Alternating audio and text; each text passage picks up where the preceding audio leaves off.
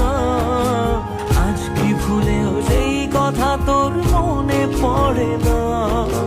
বাসলে ভালো কেউ কি এমন পাষাণ হয়ে